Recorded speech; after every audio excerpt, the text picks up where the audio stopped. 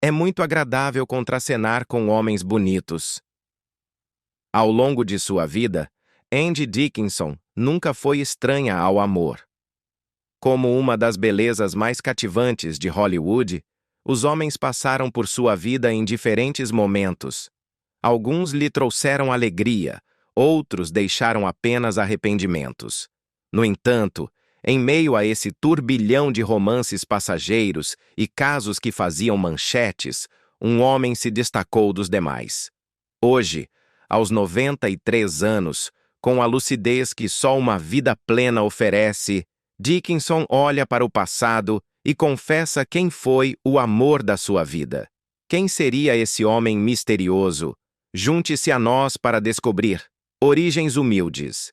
Antes de Police Woman, antes dos flashes dos fotógrafos e dos papéis icônicos, Angie Dickinson já havia conquistado alguns dos homens mais poderosos de Hollywood. Frank Sinatra a adorava. Dizem que John F. Kennedy ficou encantado por ela. Os diretores não a escolhiam apenas por sua beleza, mas porque ela sabia dominar a tela, forte, sensual e sempre no controle. Os homens de sua vida estampavam as capas das revistas, mas Angie entrou para a história. Ela não era apenas alguém que os homens olhavam, era alguém que o público admirava. Quando Angie assumia um papel, ela não apenas interpretava, ela se apropriava dele. Seu papel revelador como a sargento Pepper Anderson em Police Woman não só marcou uma virada para a televisão, como também representou uma mudança cultural. Pela primeira vez, uma mulher era protagonista de uma série dramática de 1 hora no horário nobre. E ela fazia isso com autoridade e charme. Angie sabia como se comportar diante das câmeras, mas também dominava a arte da convivência social. Sua presença era inegável, mas sua história não começou em um tapete vermelho. Começou em uma pequena cidade, nas pradarias de Dakota do Norte. Antes dos brilhos, vestidos e flashes de Hollywood, Angie Dickinson era apenas Angeline Brown, uma jovem de cidade pequena com grandes sonhos e uma centelha que nunca se apagava. Nascida em 30 de setembro de 1931, na pacata cidade de Culm, Dakota do Norte, era a caçula de 3 irmãs em uma família germano-americana trabalhadora. Seus pais, Frederica e Leo Henry Brown, eram profundamente ligados à comunidade. Leo, um respeitado editor e redator dos jornais Culm Messenger e Adelaide Mail, era um homem das palavras e da história. Essa influência marcaria Angie profundamente, que um dia encantaria o público não com tinta no papel, mas com o magnetismo de sua presença na tela. Desde cedo, ela foi cercada por narrativas. Criada no catolicismo romano, cresceu em uma casa onde disciplina se misturava com imaginação. Seu pai, um verdadeiro homem renascentista da cidade, não só dirigia o jornal, como também era o projecionista do único cinema local.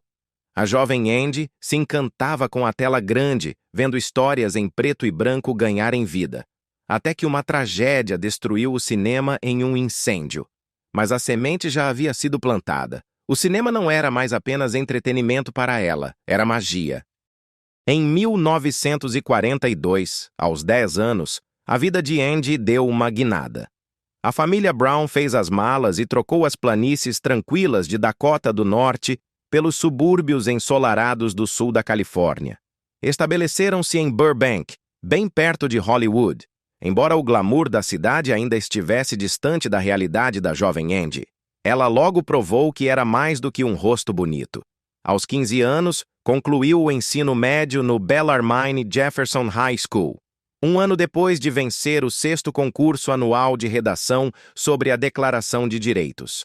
Herdeira do talento jornalístico da família, era brilhante, articulada e determinada.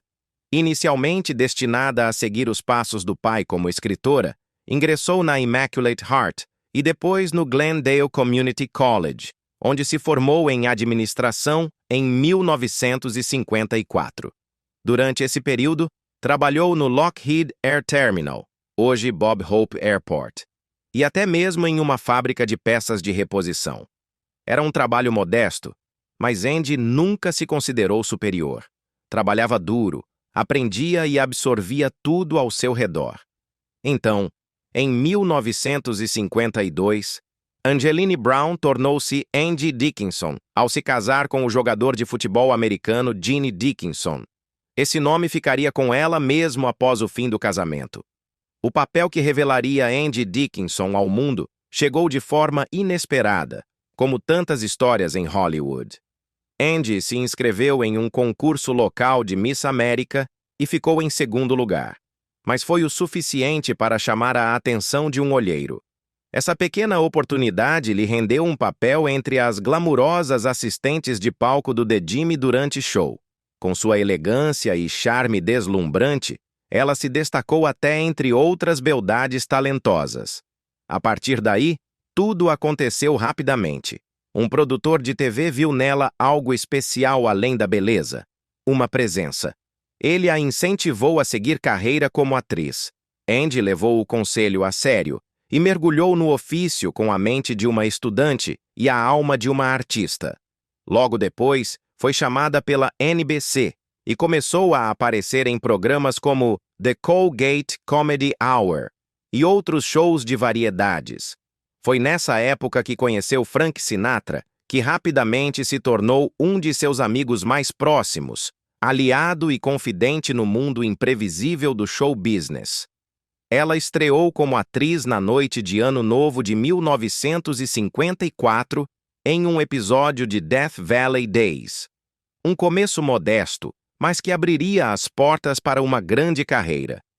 Andy logo se tornou uma presença constante na era de ouro da TV, participando de produções como Buffalo Bill, Junior, City Detective e General Electric Theater. Ela possuía uma versatilidade rara, alternando momentos doces e sinceros com cenas intensas e implacáveis. Essas aparições em Gunsmoke, The Virginian e Cheyenne provaram que ela sabia montar a cavalo, manusear armas e dominar o palco ao lado dos melhores. No final da década de 1950, Dickinson já era um dos rostos mais reconhecíveis da televisão. Seu primeiro papel não creditado veio em 1954, no filme Lucky Me, ao lado da vibrante Doris Day. Era preciso piscar para não perdê-la na tela, mas aquilo marcava o início de algo importante. Nos 2 anos seguintes, ela assumiu diversos papéis coadjuvantes. Desde o início, deixou claro que não queria seguir os passos de Marilyn Monroe ou Jane Mansfield. Recusou-se a ser mais uma loira platinada, estereotipada e objetificada. Mesmo assim, os estúdios clarearam seus cabelos castanhos naturais para um tom loiro-mel, suficiente para agradar aos padrões de beleza da época, mas sem tirar sua individualidade. Ela tinha talento e estava decidida a usá-lo. Seu grande avanço não veio com estardalhaço, mas com um passo arrastado em uma cidade empoeirada, Rio Bravo, em 1959. Dirigido por Howard Hawks, Rio Bravo foi um marco que alçou Dickinson ao status de verdadeira estrela de Hollywood. No papel de Feathers, a charmosa croupier que chama a atenção do xerife Chance, interpretado por ninguém menos que John Wayne, Dickinson brilhou. Ela enfrentou com desenvoltura um elenco estelar composto por Dean Martin, Ricky Nelson e Walter Brennan. Fez isso com humor, sensualidade contida e um brilho maroto que a tornaram inesquecível. Das pradarias de Dakota do Norte à realeza de Hollywood, a trajetória de Andy Dickinson foi tudo, menos comum. Ela desafiou estereótipos, evitou clichês e tornou-se um ícone não apenas por sua aparência, mas pela forma como conduziu sua carreira em cada era do cinema e da TV. Sempre em evolução, sempre no controle, sempre inesquecível. Andy Dickinson em Policewoman. No início da década de 1970, Andy Dickinson já havia conquistado seu espaço em Hollywood. Era conhecida por sua sensualidade, presença marcante em cena e uma carreira que transitava entre filmes B e produções de alto prestígio. Ela não precisava da televisão, mas a televisão a quis. Em março de 1974, Dickinson apareceu em um episódio de Police Story, uma série antológica conhecida por seu retrato realista das forças policiais. O episódio foi um sucesso, assim como ela. O público respondeu imediatamente, e a emissora também. A NBC voltou com uma proposta, um papel principal em uma série derivada, uma série semanal, seu próprio programa. Inicialmente, Dickinson hesitou. Na época, a televisão, especialmente para mulheres, tinha a reputação de reduzir personagens a estereótipos.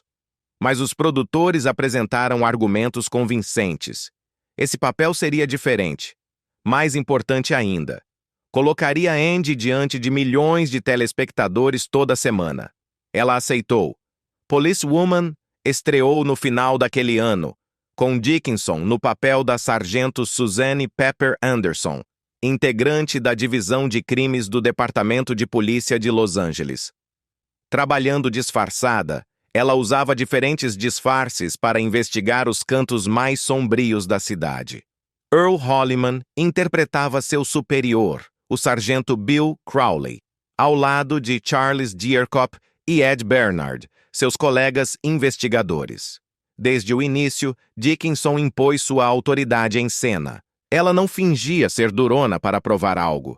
Pepper era inteligente, centrada e empática. Uma personagem que não precisava gritar para comandar. O público respondeu em massa. A série rapidamente subiu nas classificações de audiência, tornando-se um sucesso inesperado não apenas nos Estados Unidos, mas no mundo todo. Em uma época em que mulheres protagonistas em séries dramáticas eram raras, a presença de Dickinson era mais do que novidade. Era uma revolução. Ela foi indicada 3 vezes consecutivas ao Emmy de Melhor Atriz em Série Dramática e ganhou um Globo de Ouro. Policewoman foi exibida por 4 temporadas e, em seu auge, Andy Dickinson se tornou uma das mulheres mais reconhecíveis da televisão. Mas o sucesso teve um custo. Anos depois, em uma entrevista concedida em 2019, ela relembrou a série com certo pesar. O cronograma de filmagens era exaustivo, o salário decepcionante e o tempo dedicado ao programa a fez recusar papéis no cinema que poderiam ter mudado os rumos de sua carreira. Ela também sofria uma pressão constante para manter uma determinada imagem. "Minhas pernas estão sendo exploradas?" Zrenia disse certa vez com ironia. "Bem, são tudo o que tenho para vender." Apesar de ter voz ativa na criação da série, Dickinson muitas vezes era limitada a cenas que destacavam seu físico, como atender ao telefone em uma banheira de espuma. Ela seguia o roteiro, mas a tensão entre a profundidade da personagem e as expectativas da indústria era constante. Ainda assim, o impacto de Policewoman foi muito além da audiência. Os departamentos de polícia de todo o país relataram um aumento nas candidaturas femininas, muitas das quais inspiradas pelo que tinham visto na televisão. Pepper Anderson não era apenas uma personagem. Ela se tornou um símbolo do que as mulheres poderiam fazer e do espaço que podiam ocupar. Dickinson tinha plena consciência do papel que desempenhava na evolução cultural de sua época. Em 1987, quando o Departamento de Polícia de Los Angeles lhe concedeu um doutorado honorário, ela aceitou com uma piscadela. "Agora, podem me chamar de Doutora Pepper." Mesmo após o fim da série, em 1978, ela retomou o papel em paródias e programas nostálgicos, interpretando Pepper Anderson no especial Ringo, da NBC, com Ringo Starr e John Ritter, e satirizando sua imagem nas edições especiais de Natal de Bob Hope, e até em um episódio de Saturday Night Live em 1987. A vida amorosa tumultuada de Andy Dickinson, que conseguiu equilibrar uma carreira prestigiada com uma vida pessoal extremamente reservada, foi um verdadeiro exercício de equilíbrio que poucos em Hollywood conseguiram com tanta graça. Para Andy, a família quase sempre vinha em primeiro lugar, mesmo quando os holofotes ameaçavam levá-la em outra direção. Antes da fama, Andy se casou em 1952 com Jean Dickinson, estrela do time de futebol americano da faculdade Glendale College. Eles eram apaixonados desde os tempos de universidade, mas o casamento terminou em 1959, no mesmo ano em que ela conseguiu o papel que a tornaria conhecida do grande público, Feathers, a jogadora sedutora de Rio Bravo. Essa atuação consolidou sua imagem de símbolo sexual e marcou o início de sua ascensão em Hollywood. Nos anos seguintes, sua vida pessoal passou a atrair quase tanta atenção quanto seus papéis. Dickinson teve relacionamentos com alguns dos homens mais influentes da cultura americana, incluindo Frank Sinatra, seu parceiro em Ocean's 11, e, segundo rumores, até mesmo o presidente John F. Kennedy. Mas o relacionamento que mais marcou sua vida começou em 1965, quando se casou com o lendário compositor Burt Bacharach, autor de clássicos como I Say a Little Prayer e What the World Needs Now is Love. O casamento durou 15 anos, uma raridade no mundo do entretenimento. Andy chegou a dizer que era louca por Burt, e por um tempo o casal conseguiu equilibrar fama, ambição e afeto com elegância. Em 1966, eles tiveram sua única filha, Nikki, nascida 3 meses antes do previsto, pesando apenas 500 gramas. Os médicos advertiram que suas chances de sobrevivência eram mínimas. Andy e Burt acompanharam o progresso da filha hora a hora, celebrando cada pequeno avanço. Mais 1 grama.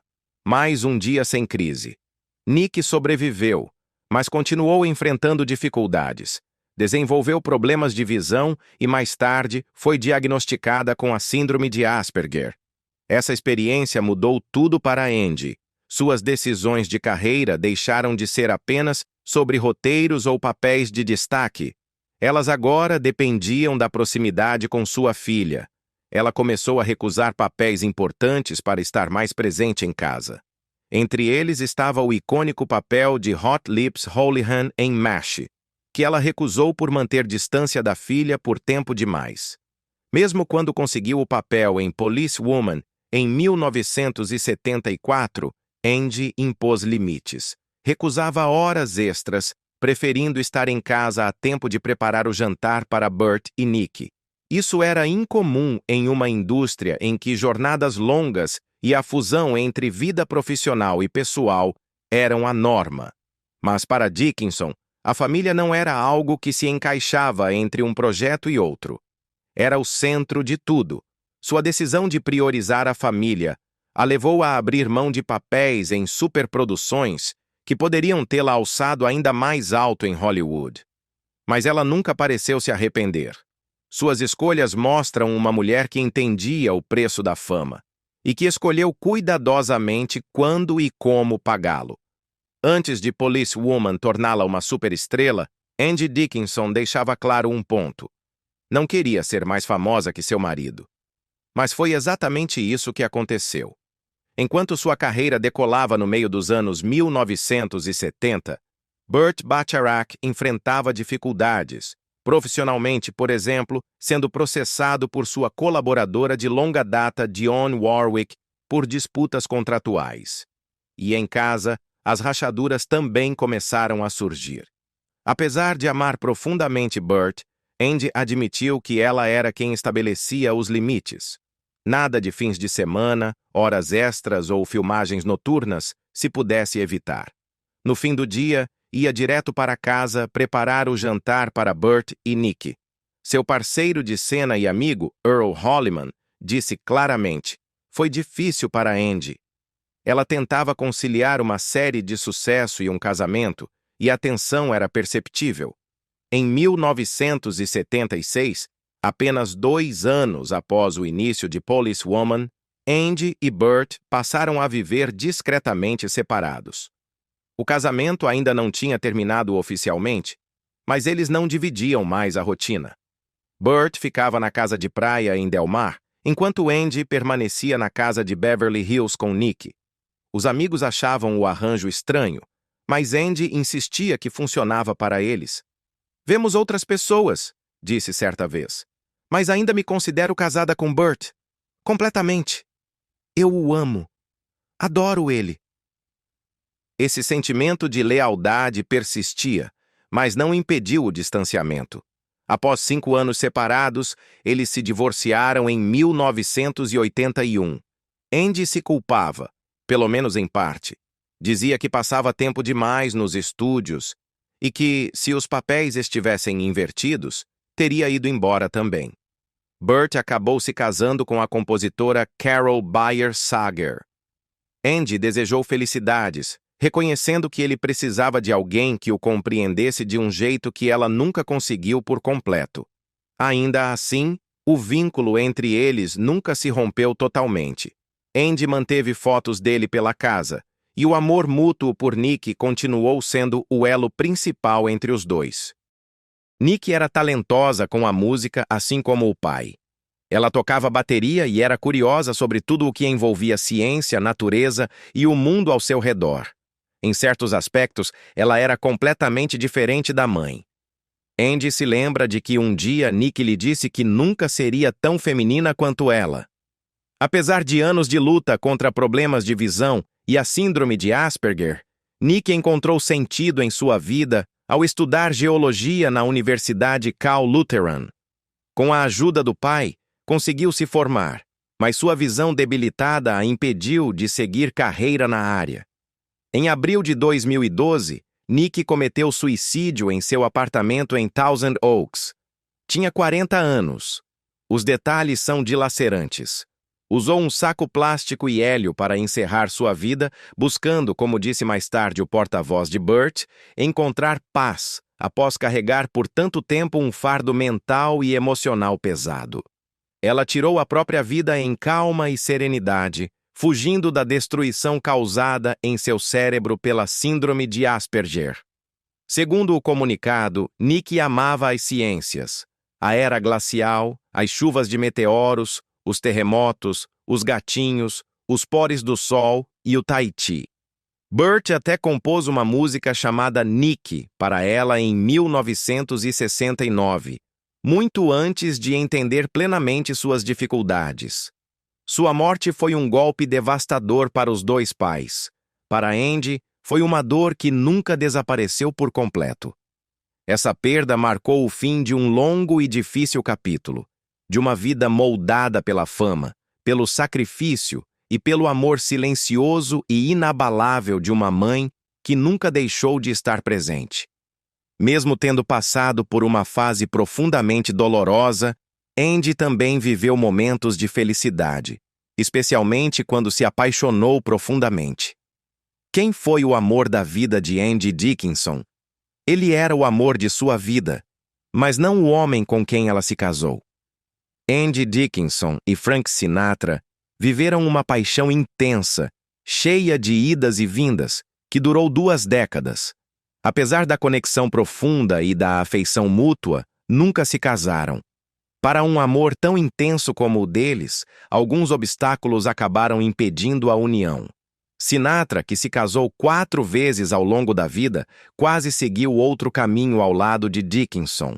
A estrela de Police Woman revelou depois que ela e Sinatra consideraram seriamente o casamento, mas que isso nunca se concretizou.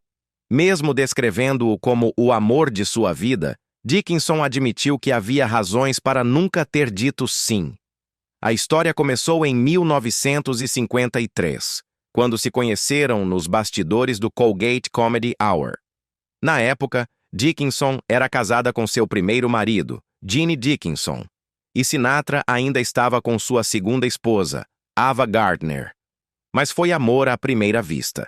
Sinatra perguntou se ela era comprometida e, ao ouvir que sim, pediu seu número de telefone. Ela deu. A química dos dois chegou às telas em 1960, quando atuaram juntos em Ocean's 11, com Dickinson no papel de Beatrice, esposa de Danny. No mesmo ano, ela se divorciou.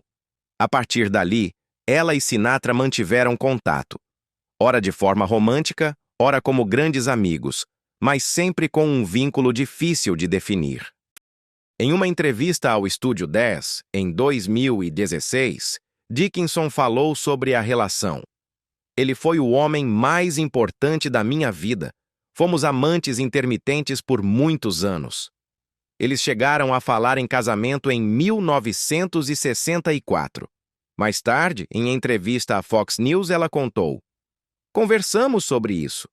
Estávamos tão confortáveis um com o outro que não parecia necessário, mas o assunto surgiu várias vezes. Eu não estava muito entusiasmada, não queria enfrentar esse desafio. O desafio, como ela explicou, era o estilo de vida noturno de Sinatra. Ele ia dormir às 6 horas da manhã", contou a Entertainment Weekly. "Eu era louca por ele. Ele era fabuloso, realmente o amor da minha vida, mas eu não queria ser casada com ele." Sinatra também tinha suas reservas. Uma vez disse a Dickinson: "Não vou me casar com uma estrela de cinema." Andy riu da ironia, sabendo que ele mais tarde se casaria com a atriz Mia Farrow em 1966 e que já havia sido casado com Ava Gardner. Em entrevista à CBS Sunday Morning, Dickinson recordou que respondeu: "Não me ofendi. Eu não desejaria isso para ninguém." E acrescentou: "Na verdade, eu não queria me casar com ele, então não queria que ele me pedisse. Não queria dizer não a Frank Sinatra." Embora nunca tenham se casado, o vínculo entre eles perdurou até a morte de Sinatra, em 1998. Dickinson casou-se depois com o compositor Burt Bacharach, em 1965. Hoje, Dickinson lembra de Sinatra com carinho e um sorriso. "Ele foi o amor da minha vida", declarou a Fox News. "É bom pensar nele. Ele tinha um talento extraordinário, para dizer o mínimo. Quando se olha para o talento dele como cantor e ator, nem sempre ele aceitava os desafios, mas acho que ele poderia cantar qualquer coisa." Ela acrescentou com ternura: "Ele também era um homem extraordinário. Era difícil, maravilhoso, corajoso e louco." A história de amor dos dois pode não ter terminado em casamento, mas deixou uma marca duradoura. Uma lembrança agridoce que nos mostra que, às vezes, os relacionamentos mais significativos são justamente aqueles que não seguem o caminho tradicional. A verdade sobre a relação entre Andy Dickinson e John Wayne. Annie G. Dickinson pode ter sido uma pioneira na televisão, mas fora das telas, sua vida era igualmente cativante e às vezes escandalosa. Tome como exemplo sua relação intermitente com Sinatra. Entre os muitos rumores que surgiram durante sua ascensão em Hollywood, um persistente dizia que ela teria tido um caso amoroso com ninguém menos que John Wayne. Mas seria verdade? Será que realmente houve faíscas além do set de filmagem? Ou tudo não passou de fumaça sem fogo? Embora algumas histórias desapareçam com o tempo, a suposta relação entre Dickinson e Wayne continua despertando curiosidade, em parte pela química inegável que eles demonstravam na tela. John Wayne, o ícone durão dos faroestes, contracenou com muitas mulheres fortes ao longo dos anos. Mas, segundo o próprio Duke, nenhuma deixou uma impressão tão profunda quanto Andy Dickinson. Os dois se conheceram pela primeira vez em 1958, durante as filmagens de I Married the Woman. Nesta comédia leve, Wayne fazia uma aparição interpretando a si mesmo, enquanto Dickinson era sua esposa na ficção. Embora o tempo deles em cena tenha sido curto, a conexão foi imediata. Apesar da diferença de idade de 24 anos, eles se entenderam rapidamente. O que começou como uma colaboração profissional continuou ao longo de vários filmes. E, segundo algumas fontes, também como uma relação pessoal mais profunda. Eles contracenaram pela segunda vez anos depois, no filme de guerra Cast a Giant Shadow, de 1966. Mas foi Rio Bravo, lançado em 1959, que marcou sua colaboração mais memorável e famosa, o filme que eternizou a química deles na história do cinema. Dirigido pelo lendário Howard Hawks, Rio Bravo cresceu em importância ao longo das décadas e hoje é considerado um dos maiores faroestes já feitos. Com sua mistura cativante de ação, romance e tensão, o filme revelou ao público um lado diferente de John Wayne, suavizado pela presença de Dickinson. Ela interpretava Feathers, uma dançarina ousada e espirituosa que vive um improvável romance com o xerife Durão, interpretado por Wayne. Diferente da maioria dos filmes anteriores de Wayne, Rio Bravo ousou oferecer a seu personagem um final romântico. Como diz o personagem de Walter Brennan nos momentos finais do filme, o xerife arrumou uma namorada. Isso não era comum nos papéis de Wayne, cujos personagens eram geralmente muito rudes, focados e fechados para se envolverem em histórias de amor. Mas com Dickinson, funcionou, e isso não foi coincidência. Ela despertou nele algo que poucas outras conseguiram. O afeto entre eles ia além do roteiro, parecia real, natural e profundamente crível. Por sua parte, Dickinson nunca perdeu a oportunidade de elogiar Wayne, chamando-o de adorável em entrevistas posteriores. Em uma conversa com o Austin Culture Map, em 2011, ela destacou que Rio Bravo mostrou um lado diferente do ator, conhecido por seu estoicismo, um lado mais doce e vulnerável. Acho que é um lado dele que não vimos muito em seus filmes, disse ela. É difícil discordar. Sua atuação em Rio Bravo permanece uma das melhores e ajudou a humanizar o cowboy maior que a vida. Mas se a química na tela era elétrica, o que dizer dos bastidores? Especialistas de Hollywood e fãs de longa data há muito se perguntam se os dois atores tiveram mesmo um caso na vida real. Os rumores nunca foram confirmados, mas também nunca foram completamente desmentidos. O fato de Dickinson ter sido associada a vários homens famosos ao longo da carreira, incluindo Frank Sinatra, o mais notório, não ajudou. Mas com John Wayne, o boato persiste, justamente por causa da paixão que os dois demonstravam na tela e da admiração mútua que expressavam em entrevistas. O próprio Wayne declarou no livro John Wayne, The Man Behind the Myth, de Michael Mann, que ela foi uma das melhores atrizes com quem já trabalhou. Um grande elogio vindo de alguém que contracenou com algumas das maiores estrelas femininas de Hollywood, como Maureen O'Hara, sua parceira mais frequente. Mas Wayne não parou por aí. Ela foi uma das melhores atrizes com quem já trabalhei, acrescentou, elevando Dickinson de simples colega de cena a colaboradora excepcional. O personagem de Dickinson, Feathers, só aparece no segundo ato de Rio Bravo, mas assim que entra em cena, rouba os holofotes. Seu carisma, desenvoltura e confiança rivalizam com a imponente presença de Wayne. Ela não se limita ao papel de interesse amoroso, ela iguala a força do xerife com a dela. Interessante notar que Rio Bravo só ganhou prestígio com o tempo. Apesar de bem recebido em 1959, foi apenas anos depois que críticos e cineastas começaram a reconhecer seu verdadeiro impacto. Em 2008, o American Film Institute o classificou entre os 10 melhores faroestes de todos os tempos. Em 2014, o filme foi adicionado ao Registro Nacional de Filmes da Biblioteca do Congresso dos Estados Unidos por sua importância cultural, histórica e estética. Sua influência está por toda parte, até mesmo em filmes modernos. O diretor John Carpenter citou Rio Bravo como uma grande inspiração para seu thriller Assault on Precinct 13, de 1976. Mas não é só a história ou a direção que garantiram a longevidade do filme. Todos os atores, do inesquecível Walter Brennan, como Stumpy ao músico Dean Martin e Ricky Nelson, trouxeram algo especial. No entanto, o coração do filme está na interação entre Wayne e Dickinson, que deu ao longa sua magia duradoura.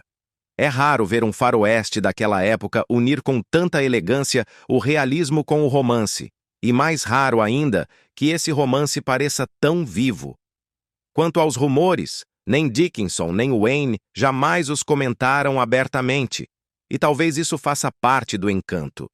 Em uma época em que os segredos de Hollywood eram guardados a 7 chaves e as lendas cuidadosamente preservadas, certas verdades talvez fossem mesmo melhores deixadas no silêncio. O que nos resta é o legado de um filme e de um casal que continua a encantar o público mais de 60 anos depois. Se foram amantes na vida real ou se compartilharam apenas um laço extraordinário na tela, uma coisa é certa. Andy Dickinson e John Wayne criaram uma lembrança cinematográfica que continua a brilhar intensamente até hoje.